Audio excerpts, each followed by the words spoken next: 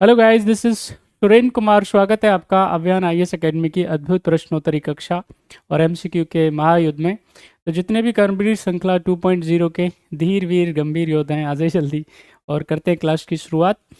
आज की कक्षा में डिस्कस करने वाले हैं हम लोग इमरजेंसी प्रोविजंस को, और ये बहुत खास टॉपिक है, काफ़ी इंपॉर्टेंट टॉपिक है हर एग्जाम के पॉइंट ऑफ व्यू से। चाहे आप कोई भी एग्जामिनेशन दे रहे हैं, चाहे आप यूपीएससी दे रहे हैं, स्टेट का कोई पीसीएस दे रहे हैं, या कोई भी सरकारी नौकरी प्राप्त करने के लिए जो भी आप एग्जामिनेशन दे रहे हैं, वहाँ उस एग्जामिनेशन में यहाँ से सवाल ज़रूर ज़रूर पूछे जाएंगे।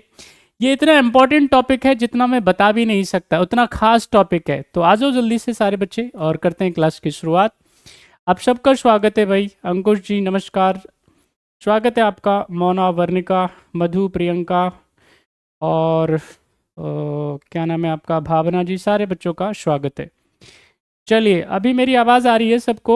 ज़रा कमेंट कर दीजिए सारे बच्चे, सुन पा रहे हैं आप? सभी बच्चे कमेंट कर दीजिए जल्दी से, सारे बच्चे फटाफट। चलिए, कक्षा स्टार्ट करने से पहले ये आप उन सभी बच्चों के लिए जो मुझे न्यू ईयर विश कर रहे हैं, आपको भी नए साल की बहुत शुभकामनाएं। लेकिन ये आप 2 लाइनें हैं, आप उनको एक बारी पढ़ लीजिए तो आपको समझ में आ जाएगा। ख्वाब जो बुने थे अब तक अधूरे हैं, ख्वाब जो बुने थे अब तक अधूरे हैं, ये साल नया है सपने पुराने हैं। तो हमारे लिए तो कोई भी नया साल है नहीं, हमारे सपने वही अधूरे हैं अभी तक। वो सपने जब तक पूरे नहीं होंगे तो नए साल के लिए हम, आप समझ सकते हो। तो अभी तो आपको वही जो आपके जीवन के लक्ष्य हैं उन्हीं को पहले प्राप्त करना है ना। एक आपको क्या करना है, यूपीएससी का एग्जामिनेशन है, पहले तो उसको क्या करना है भाई, आपको क्रैक करना है, उसको क्वालिफाई करना है ना। जो जो आप लेकर के चल रहे हो, जो पुराना है पहले उसको तो अचीव करो। तो आपके लिए मुझे नहीं लगता कि कोई साल नया होना चाहिए, यानी आपके लिए हर एक दिन एक जैसा है, जिसमें आपको कम से कम 10 से 12 घंटे ज़बरदस्त मेहनत करनी है, ज़बरदस्त तैयारी करनी है और रात दिन प्रयास करना है ना।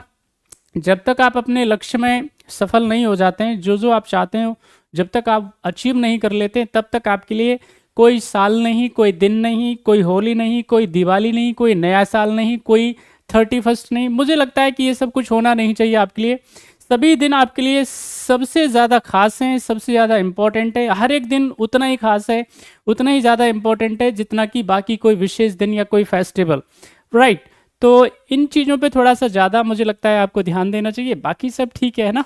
नया साल है तो इसका मतलब ये थोड़ा ना है कि मतलब, है ना, काम नहीं करेंगे या फिर बाकी सारी चीज़ें। ठीक है, नया साल है, अच्छी बात है, बढ़िया है, लेकिन काम तो उतना ही करना पड़ेगा आपको। ओके, चलिए इन्हीं शब्दों के साथ हम हमारी कक्षा की शुरुआत करते हैं।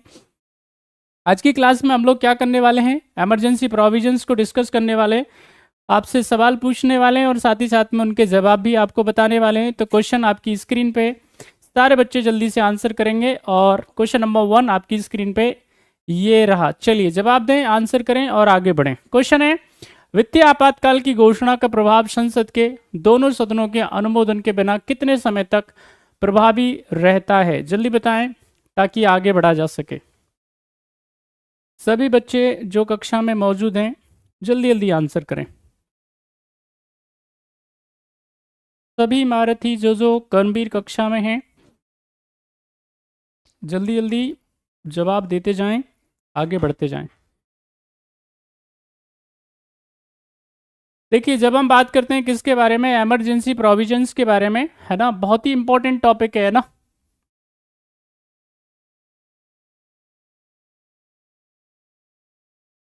अगर हम इमरजेंसी प्रोविजंस के बारे में बात करेंगे,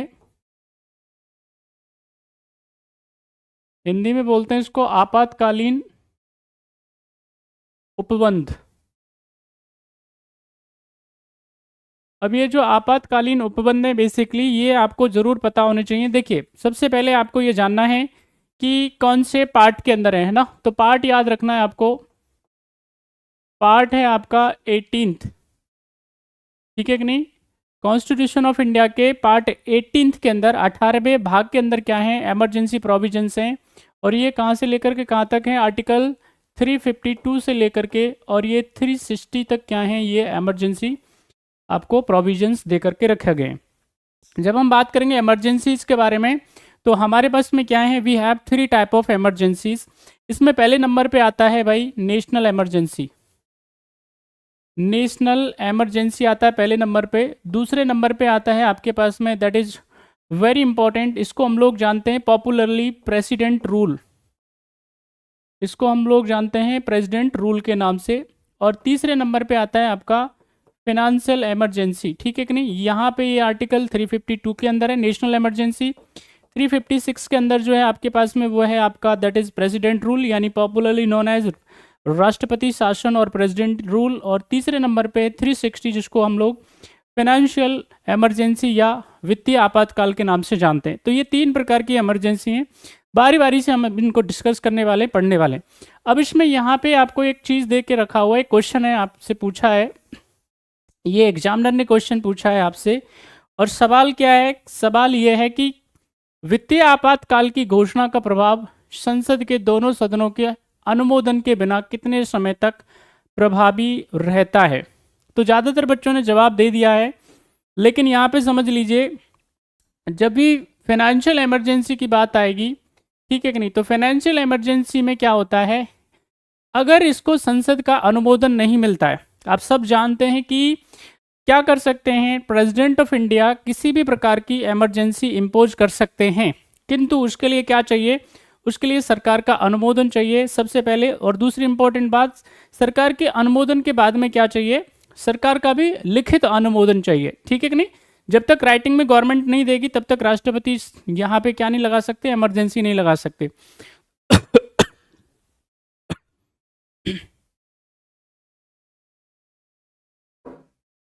और दूसरी इंपॉर्टेंट बात क्या है, जैसे ही इमरजेंसी इंपोज हो जाती है उसका रेक्टिफिकेशन जो है लोकसभा और राज्यसभा से दोनों से क्या मिलना चाहिए, उसका अनुसमर्थन होना चाहिए। तो ये इमरजेंसी क्या है, इंप्लीमेंट रह पाती है, यानी प्रावधान उसके इमरजेंसी के क्या हैं, लागू रह पाते हैं, अन्यथा नहीं। तो यहाँ पे अगर फाइनेंशियल इमरजेंसी की बात आती है तो ये जब तक इसको लोकसभा राज्यसभा से अनुमोदन ना मिले, रेक्टिफिकेशन इसको ना प्राप्त हो, तब तक ये 2 महीने तक क्या है वैसे रह सकती है एक्टिव। और अगर मान लेते हैं इसका अनुसमर्थन नहीं हुआ तो उसके बाद में क्या होता है, फाइनेंशियल इमरजेंसी क्या हो जाती है, खत्म हो जाती है, रद्द हो जाती है, उसका प्रभाव क्या हो जाता है, निल एंड वॉइड हो जाता है। इसलिए क्या है, इसको 2 महीने के अंदर अंदर क्या मिलना चाहिए, दोनों हाउसेस से क्या मिलना चाहिए, इसको अनुसमर्थन मिलना चाहिए, ठीक है कि नहीं। तो राइट आंसर इसका क्या हो जाएगा भाई, इसका सही जवाब है B is the right answer.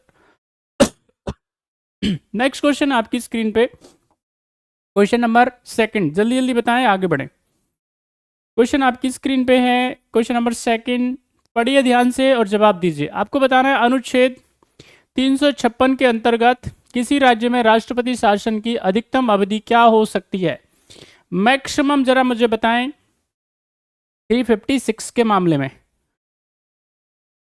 सभी बच्चे जो कक्षा में मौजूद हैं, सभी महारथी, मेरी आवाज आ रही है ना भाई आपको?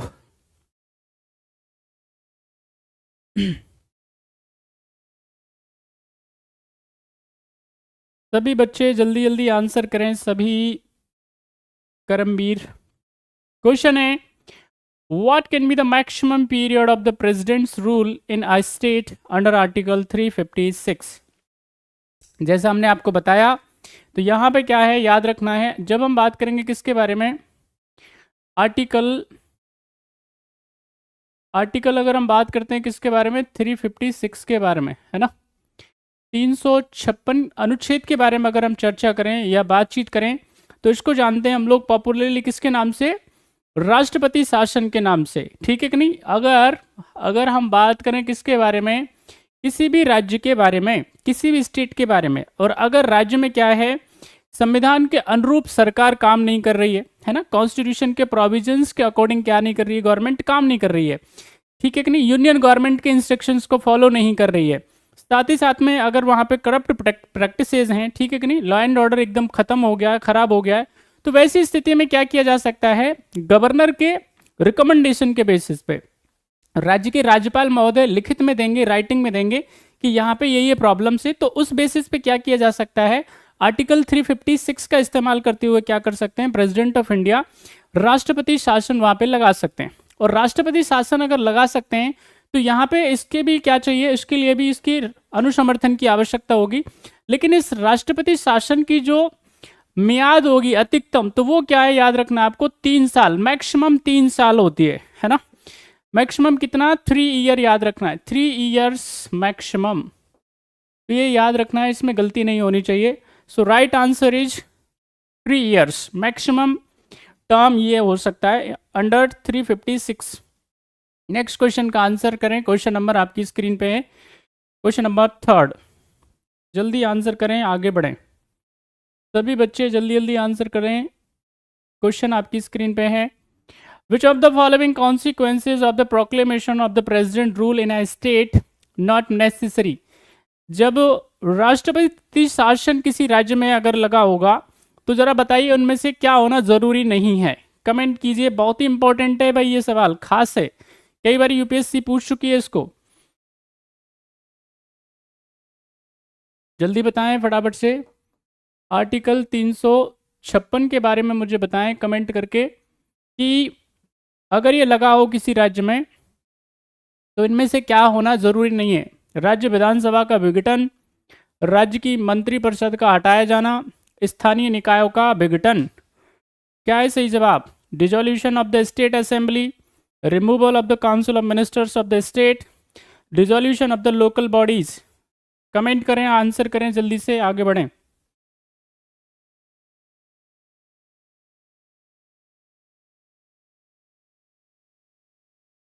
चलो भाई बढ़िया है, आंसर दे रहे हैं आप।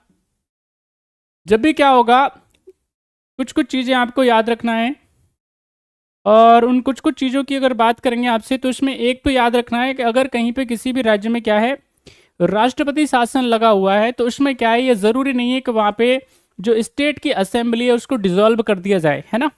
स्टेट की असेंबली डिसॉल्व हो ये ज़रूरी नहीं है, बिल्कुल भी आवश्यक नहीं है, हो भी सकती है नहीं भी हो सकती, और ज़्यादातर मामलों में नहीं होती है, ठीक है कि नहीं। तो यहाँ पे क्या है, एक तो ये है काउंसिल ऑफ मिनिस्टर्स, उसमें क्या हो जाता है, उसमें उनको क्या कर दिया जाता है, उनके पद से हटा दिया जाता है, याद रखना है आपको। Removal of the council of ministers ये मैंडेटरी है, ये इसके अंदर होगा ही होगा, क्योंकि राष्ट्रपति शासन लगाने की नौबत ही इसी की वजह से आई है कि नहीं। या तो जो काउंसिल ऑफ मिनिस्टर्स हैं वो यूनियन गवर्नमेंट के इंस्ट्रक्शंस को फॉलो नहीं कर रहे होंगे, या फिर ऐसा हो सकता है कि वहाँ पे करप्ट प्रैक्टिसेस में वो इन्वॉल्व होंगे, या फिर ऐसा हो सकता है कि वो संविधान के अनुरूप काम नहीं कर रहे होंगे। तो ऐसी स्थिति में क्या होगा, उनको हटाना ज़रूरी है, लाजमी हो जाता है। यहाँ पे लोकल बॉडीज़ की जब चर्चा करेंगे हम लोग, यानी कि आप समझते हैं सारे के सारे, यानी हम बात कर रहे हैं किसके बारे में, ग्राम पंचायतों के बारे में, इंटरमीडिएटरीज के बारे में, ठीक है कि नहीं, और साथ ही साथ में जिला पंचायतों के बारे में, तो वो क्या है, डिसॉल्व नहीं होंगी। तो यहाँ पे 1 और 3 जो है बेसिकली सही आंसर है। 1 और 3 क्या है, सही आंसर है। यहाँ पे ए है, वी है, और ये इसको से बोल सकते हैं और उसको दे बोल सकते हैं, ठीक है कि नहीं, ए बी सी और डी। तो यहाँ पे राइट आंसर है भाई, 1 and 3 is the right answer. जिन जिन भारतीय जिन जिन बच्चों ने आंसर दिया उनका सही है, ठीक है भाई। सभी बच्चों का, सारे फ्रेंड्स का आंसर एकदम बढ़िया है, शाबाश।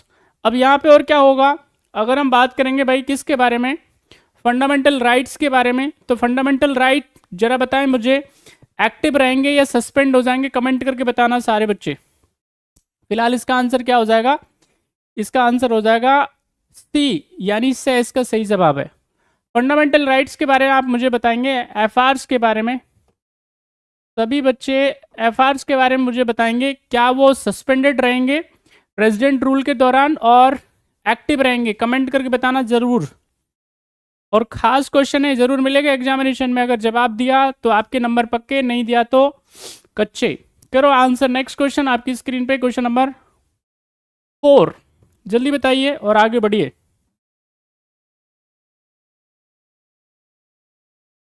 सभी सारे कर्मवीर आंसर करो जल्दी जल्दी, वेटिंग फॉर योर आंसर्स। सही जवाब क्या है बताएं, आंसर करें। क्वेश्चन है, बताना है आपको, वे कौन कौन से आधार हैं जिन पर भारत में राज्यों में राष्ट्रपति शासन लगाया जा सकता है, अधिरोपित किया जा सकता है, जरा बताएं क्या है। What are the grounds on which the president rule is imposed in the state in India. क्या है सही जवाब, जल्दी बताइए। क्वेश्चन आपकी स्क्रीन पे है, क्वेश्चन नंबर 4, आंसर करिए।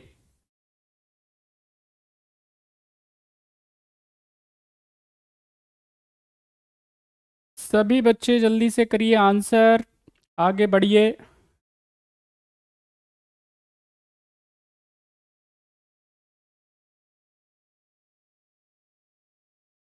चलिए, बहुत ही बढ़िया है। देखिए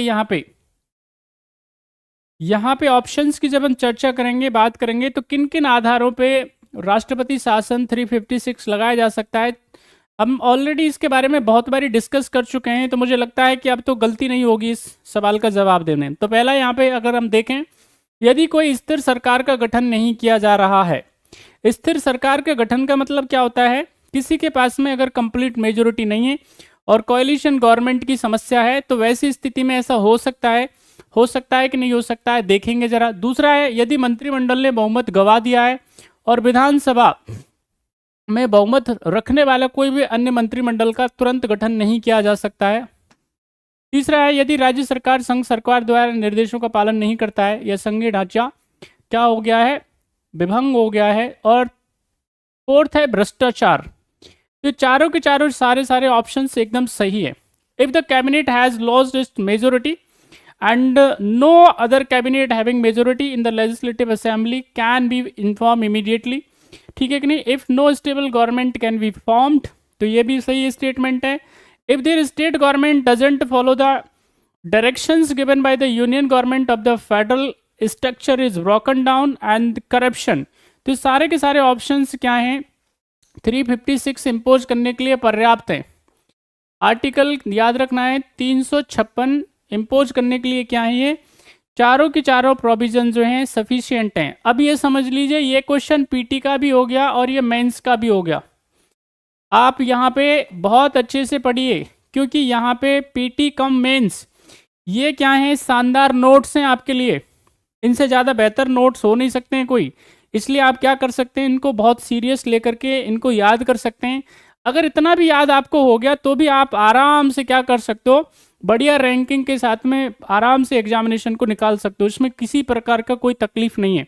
इतने पॉइंट्स अगर आपको याद हो गए तो कोई ऐसा कोई माइका बाप है, कह सकते हैं कि कोई माइका लाल है नहीं जो आपको फेल कर जाए, है ना। आराम आराम से आपका पेपर निकलेगा। ये बहुत शानदार पॉइंट्स हैं जो आपको काम आने वाले हैं। आपको नोट बनाने की ज़रूरत नहीं है, आप क्या करें, सीधे सीधे इन्हीं पॉइंट्स को क्या करें, 2-3 बारी अच्छे से रिवाइज कर लें, याद कर लें, और जो पीडीएफ आपको मिलती है उसको क्या करते रहें, उसको चाहो तो प्रिंट आउट करा सकते हो, है ना। और उसी को क्या करो, बार बार उसको रिवाइज करते रहो, मेमोराइज करते रहो। तो इतने से आपका आराम से पीटी भी, मेंस भी, और ये सब इंटरव्यू में भी आपको इतना ही काम आ जाएगा, आपको मदद मिल जाएगी यहाँ से। तो अब आप देख लो भाई, ढंग से पढ़ लीजिए। नेक्स्ट क्वेश्चन का जवाब दें आप। आपकी क्वेश्चन स्क्रीन पे है, क्वेश्चन नंबर 5, करो आंसर। क्वेश्चन आपकी स्क्रीन पे है, क्वेश्चन नंबर 5, बताएं जल्दी से। निम्नलिखित में से कौन से सिद्धांत का अनुच्छेद 356 के संबंध में बॉम्बई मुकदमे में आविर्भाव नहीं हुआ। कितनी बारी हम डिस्कस कर चुके हैं एसआर बॉम्बई केस के बारे में। अब मुझे आंसर कर दे जल्दी से, क्या है सही जवाब। सभी बच्चे जल्दी जल्दी आंसर करिए।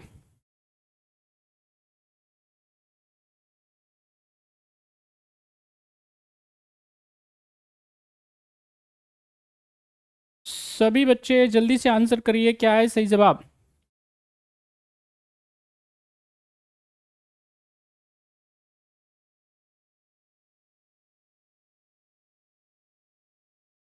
देखिए, जब हम बात करते हैं किसके बारे में, एसआर बॉम्बई केस के बारे में, तो वो एसआर बॉम्बई केस होता है 1994 के अंदर। बात समझ में आई। और यहाँ पे क्या किया जाता है, ये इस मामले में क्या होता है, माननीय सर्वोच्च न्यायालय की एक बड़ी खंडपीठ बैठती है 9 जजेस की, ठीक है कि नहीं। और इस 9 जजेस की खंडपीठ में क्या किया जाता है, ये फैसला दिया जाता है।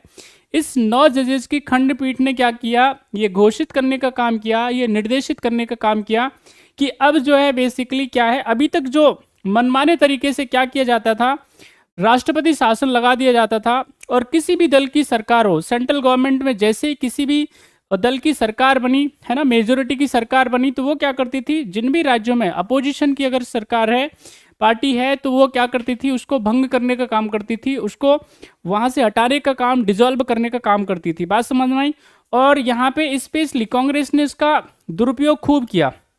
बीजेपी भी इसमें पीछे नहीं रही, लेकिन बीजेपी को हम डायरेक्ट नहीं कह सकते, घटक दलों की सरकारों ने भी इसमें क्या किया, खूब रोल प्ले किया। जैसे कि अगर मैं कहूं आपसे, तो यहाँ पे क्या होता है, कांग्रेस पहले क्या किया जाता है, जहां पे भी अन्य दलों की सरकार थी, किसी भी दल की सरकार थी, उसको क्या है, पलटने का काम किया, उसको हटाने का काम किया। और आप देखेंगे कि उसके बाद में जैसे ही क्या होता है, जनता दल की सरकार बनती है 1977 में, तो वो भी क्या करती है, जिन जिन भी राज्यों में क्या थी, कांग्रेस की सरकारें थी, उनको भी क्या है, बदलने का काम किया जाता है, हटाने का काम किया जाता है।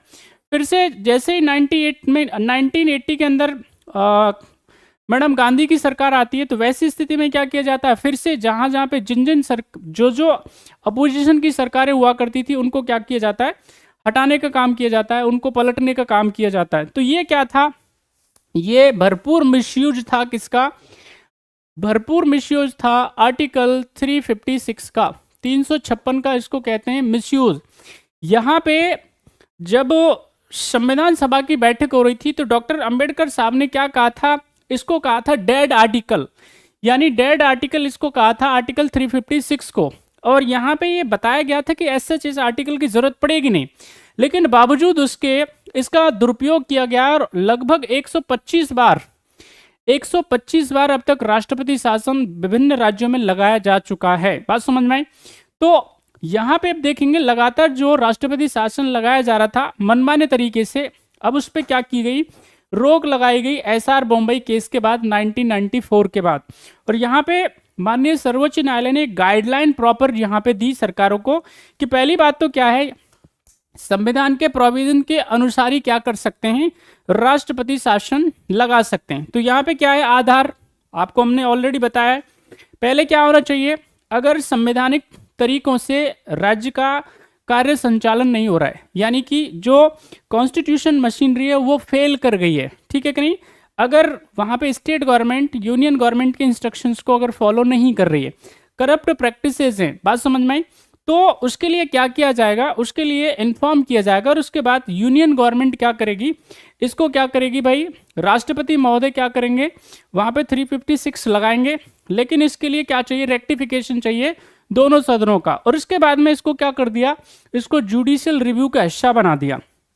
एसआर बॉम्बे केस में क्या किया गया कि अगर जिस भी राज्य में क्या किया गया है, 356 लगाया गया है, तो अब उसको क्या कर सकता है, माननीय सर्वोच्च न्यायालय रिव्यू कर सकता है कि भाई किस आधार पर लगाया गया है, सही लगा है नहीं लगा है। अगर वो पाता है कि ये गलत तरीके से इसको इम्पोज किया गया है और कोई बेस एक्चुअली में है नहीं इसको लगाने का, तो वैसी स्थिति में क्या किया जा सकता है, जो है एक्शंस उसके खिलाफ लिया जा सकता था। तो याद रखना है आपको। तो ये खास था जो एसआर बॉम्बे केस की जो 9 जजेस की बेंच उसके अंदर बैठती है, वो तो आपको अच्छे से याद होना चाहिए। अब इसके ऑप्शंस देख लो क्या कह रहा है। अनुच्छेद 356 के अधीन जारी की गई घोषणा की न्यायिक समीक्षा की जा सकती है, यानी जुडिशियल रिव्यू किया जा सकता है। ये पहली बार ही आता है किसमें, एसआर बॉम्बे केस 1994 में। राज्य विधानसभा को संसद द्वारा घोषणा का अनुमोदन के बाद ही क्या किया जा सकता है, भंग किया जाता है।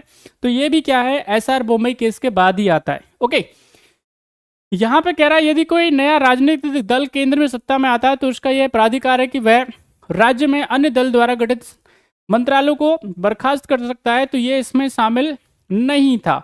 तीसरा स्टेटमेंट और चौथा स्टेटमेंट देख लेते हैं। न्यायालय संघ सरकार से अपेक्षा करता है कि वह उस सामग्री को प्रकट करे जिसके आधार पर अनुच्छेद 356 का प्रयोग किया गया है। तो ये क्या था, याद रखना है, इसका सही आंसर क्या हो जाएगा, सा, यानी सी इज द राइट आंसर। अच्छे से आप इसको पढ़ लीजिएगा, बहुत इंपॉर्टेंट है, बहुत खास है, गलती इसमें नहीं होनी चाहिए। नेक्स्ट क्वेश्चन आपकी स्क्रीन पे, क्वेश्चन नंबर 6। चलें जल्दी आंसर करें, आगे बढ़ें। क्वेश्चन नंबर 6 आपकी स्क्रीन पे, जवाब दें। पहली बार राष्ट्रपति शासन लागू किया गया था, जरा बताएं किस वर्ष में। वर्ष 1951, 1965, 1953 और 1971। क्या है सही जवाब?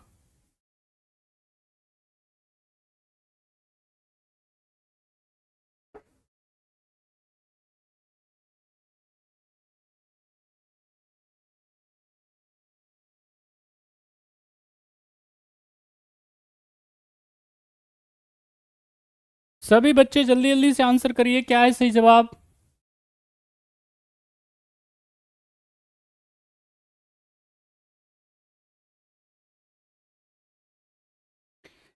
सभी बच्चे जल्दी जल्दी से आंसर करें, क्या है सही जवाब।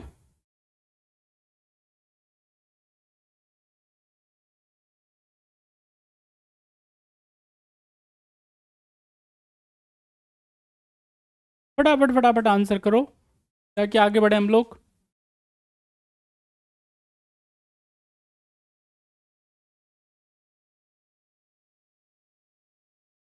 चलिए भाई, पहली बार अगर हम बात करेंगे किसके बारे में, राष्ट्रपति शासन के बारे में, प्रेसिडेंट रूल के बारे में, तो पहली बारी प्रेसिडेंट रूल लगाया जाता है कब।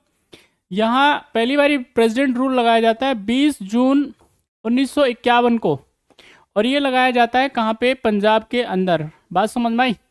तो ये था, और उसके बाद में फिर क्या है, इसकी प्रक्रिया भैया स्टार्ट होती है।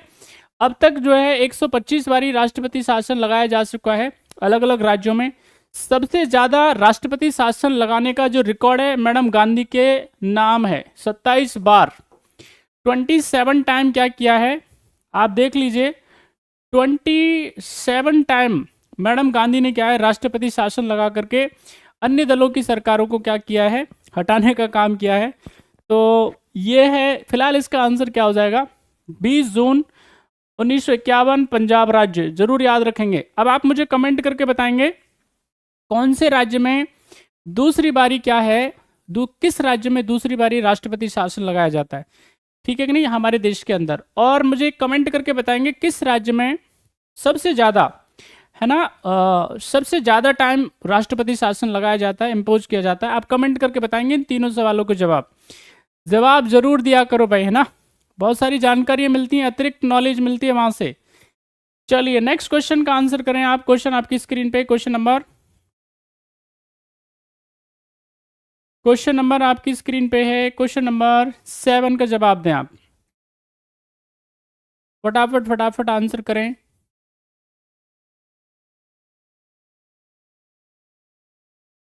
Waiting for your answers. बताना है आपको, भारतीय संविधान में अनुच्छेद 352 के अंतर्गत आपातकाल की घोषणा की जा सकती है, जरा बताएं क्या है सही आंसर। संघ मंत्रिमंडलीय राष्ट्रपति का लिखित रूप से सिफारिश करे, पूरे भारत या किसी भाग में ऐसी घोषणा की जा सकती है। तीसरा स्टेटमेंट है, संसद के दोनों सदनों के द्वारा 1 माह के अनुमोदन नहीं किए जाने पर समाप्त हो जाती है। और थर्ड स्टेटमेंट के बाद चौथा है, इस आपातकाल के लिए यह जरूरी है कि दोनों संसद सदनों के द्वारा प्रत्येक में कुल सदस्य संख्या के बहुमत और उपस्थित मतदान में शामिल सदस्यों के 2/3 बहुमत से यह संकल्प पास होना चाहिए। और फिफ्थ है आपका, संसद द्वारा एक बार अनुमोदित होने पर यह 6 महीने तक लागू हो सकता है। क्या है सही जवाब दें, आगे बढ़ें। चलिए सुन लीजिए भाई, यहाँ पे आर्टिकल की अगर चर्चा करें हम लोग, आर्टिकल 352 इसको बोलते हैं नेशनल इमरजेंसी। नेशनल इमरजेंसी इसको बोलते हैं। तो नेशनल इमरजेंसी किन आधारों पे लगाया जा सकता है, समझ लीजिए इस बात को।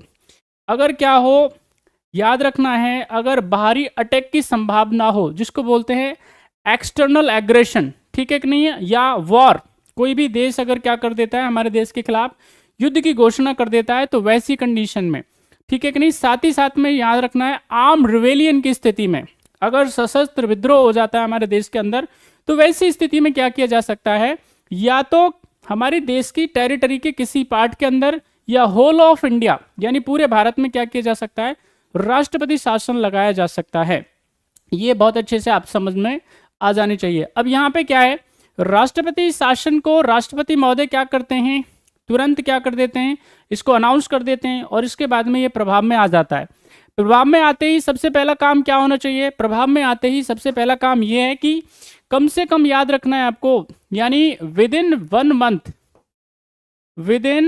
आपको याद रखना है, इसमें गलती नहीं होनी चाहिए, विद इन 1 मंथ क्या होना चाहिए, इसे दोनों हाउसेस का अनुसमर्थन मिलना चाहिए, रेक्टिफिकेशन मिलना चाहिए।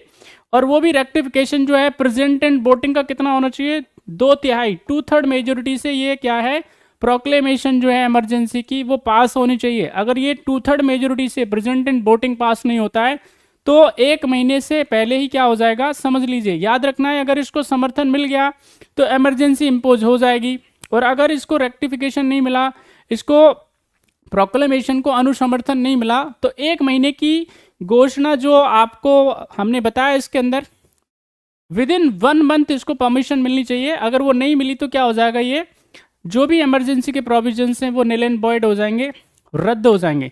ठीक है कि नहीं? तो यहाँ पे याद रखना है, ये इमरजेंसी प्रोविजन अगर हम बात करते हैं तो इमरजेंसी राष्ट्रपति महोदय तभी लगाएंगे जब मंत्रिमंडल, काउंसिल ऑफ मिनिस्टर्स, ठीक है कि नहीं, headed by the prime minister, वो उसकी लिखित में क्या करें, इनको यहाँ पे सूचना दें। ठीक है कि नहीं? यानी कि प्रधानमंत्री महोदय क्या करेंगे, इसके लिए अनुशंसा करेंगे।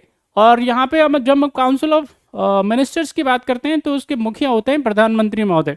ठीक है कि नहीं? तो प्रधानमंत्री महोदय राइटिंग में इनको देंगे प्रेसिडेंट ऑफ इंडिया को, तब क्या करेंगे, president of India emergency impose करेंगे। इमरजेंसी की अगर हम बात करेंगे, नेशनल इमरजेंसी, तो या तो वो होल ऑफ इंडिया या किसी भी पार्ट के अंदर इसको लगाया जा सकता है। इसमें ध्यान रखना है, इसमें किसी प्रकार की कोई समस्या है नहीं।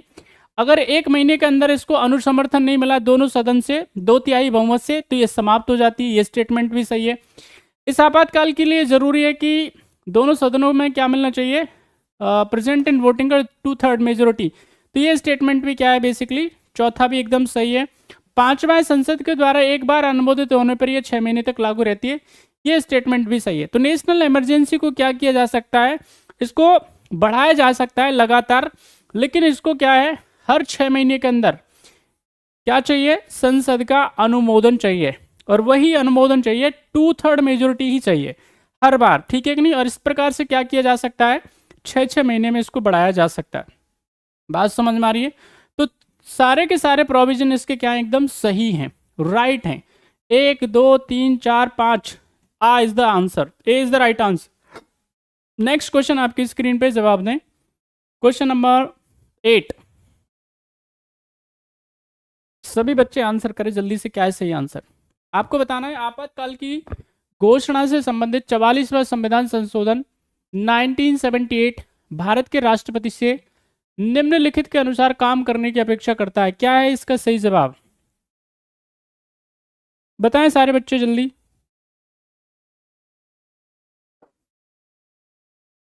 सभी बच्चे जल्दी जल्दी बताएं क्या है सही जवाब क्वेश्चन नंबर 8 का।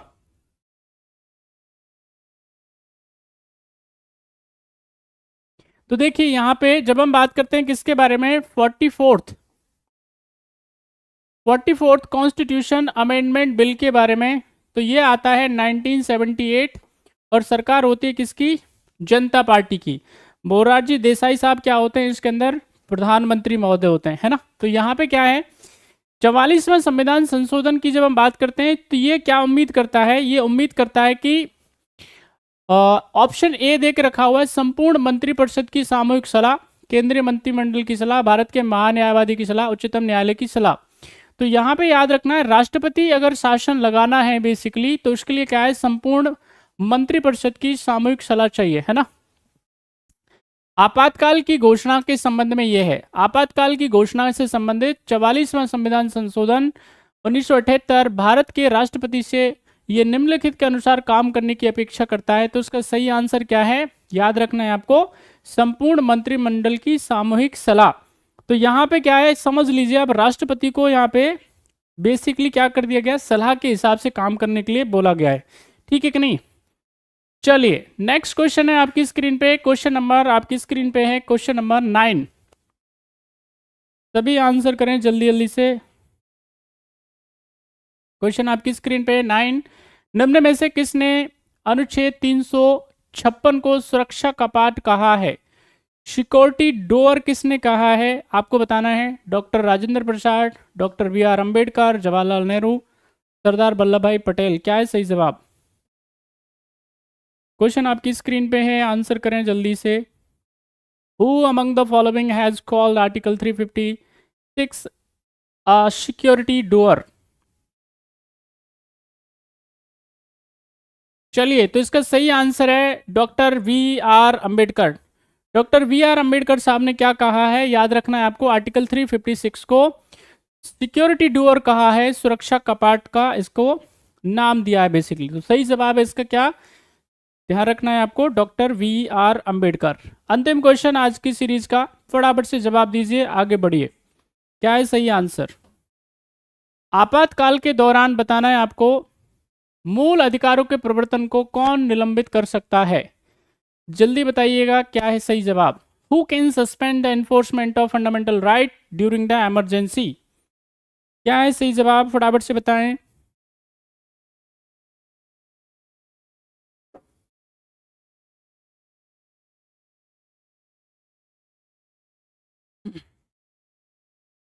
चलिए, अगर ये बात है भैया किसकी, सारे बच्चे समझ लीजिए, 352 की नेशनल इमरजेंसी की अगर ये बात है, अगर ये नेशनल इमरजेंसी की बात है, राष्ट्रीय आपातकाल की बात है, 352 की बात है, तो इसमें क्या है, जो फंडामेंटल राइट हैं, ठीक है कि नहीं, फंडामेंटल अगर हम बात करेंगे एफआर्स के बारे में, तो ये फंडामेंटल राइट्स क्या हो जाते हैं, सस्पेंड हो जाते हैं, समझ लीजिए इस बात को। लेकिन इसमें याद रखना है, एक तो 20 और 21 ये कैसे रहते हैं, एक्टिव होते हैं। आर्टिकल 20 और आपको याद रखना है article 21 right to life and personal liberty, ये क्या रहते हैं, जीवित रहते हैं, यानी आपको कोर्ट जाने का रास्ता क्या रहता है, वो खुला रहता है बेसिकली। और अगर हम बात करें अन्य आपातकालों के बारे में, 356 के बारे में, 360 के बारे में, तो इसमें क्या है, याद रखना है, ये क्या होगा, निर्भर होगा किसके ऊपर, सरकारों के ऊपर। एज सच क्या होता है यहाँ पे, याद रखना है, फंडामेंटल राइट सस्पेंड नहीं होते, लेकिन उसके बावजूद भी क्या हो, किसी प्रकार की अगर हम बात करें, ठीक है कि नहीं, जैसे कि सबसे ज़्यादा याद रखना है आर्टिकल 19 आता है कि भाई इस अभिव्यक्ति की आज़ादी को रोका जाएगा कि नहीं रोका जाएगा, ठीक है कि नहीं, ये निर्भर करेगा कहाँ पे, डिपेंड करेगा सिचुएशन के ऊपर कि किस तरह की सिचुएशन है, ठीक है कि नहीं। अगर हालात खराब है बेसिकली, तो वहाँ पे क्या किया जा सकता है, इस पर रोक लगाई जाएगी, लेकिन वो लगाएगा कौन, राष्ट्रपति महोदय लगाएंगे। बात समझ में आई? तो B is the right answer. तो जिन जिन भारतीयों ने जवाब दिया उनके सही आंसर है। तो आज के थे ये 10 वेरी इंपॉर्टेंट क्वेश्चन, फिर से जाकर के एक बार देख लेना, और 10 में से कितने क्वेश्चन सही हुए कमेंट करके बताना जरूर है। अपना ख्याल रखना है, अपनों का ख्याल रखना है। नए साल की शुरुआत हो चुकी है, आज का दिन जो है लगभग वो जा चुका है, तो ज़बरदस्त मेहनत करनी है।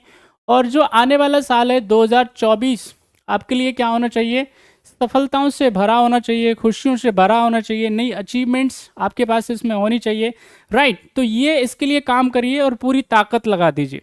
इन्हीं के साथ में हमारी कक्षा को करते हैं हम समाप्त। कल मिलेंगे किसी नए टॉपिक के साथ, तब तक अपना ख्याल रखें। शुक्रिया, जय हिंद।